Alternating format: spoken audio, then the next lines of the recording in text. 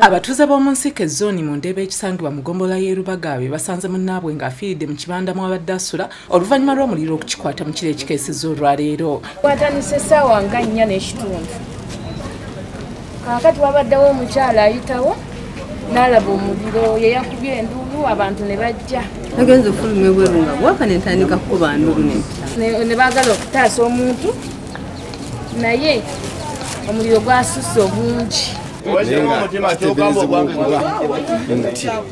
Omuliro omungi gwavuddeko nti babadde mu kwetiza soda n'ebbiya n'amanda omuliro okuba nti bayase mulungi.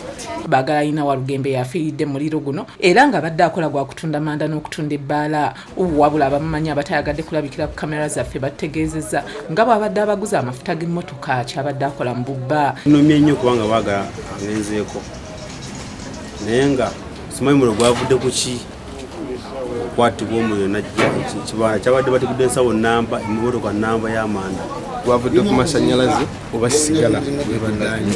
Namugyemu nga kitundu ng'ayidde bino bwebitira bindebirana ng'aliko okusaliza nga waliwatire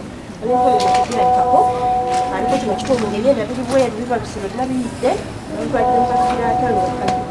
Abaabaddewo mu kiro omuliro guno we gwakwatidde bavumidde ekikolwa kya poliisi okutuuka ng'ekikeerezi nti era yagenze okutuuka nga baagala alina afuuse bisiriiza. Bukedde TV etuuseeko mu kifo kino ekyaleero ng'ekibanda kyonna kyasaanyeewo na buli kintu ekyabaddemu. fuligi ebyuma byonna byayiriddemu baagala kennyini ebyenda babitwadde mu kadeeya n'amagulu byonna buli kimu. Yudaya Namyalo yakusakidde eggulire lino okula Bukedde TV 1.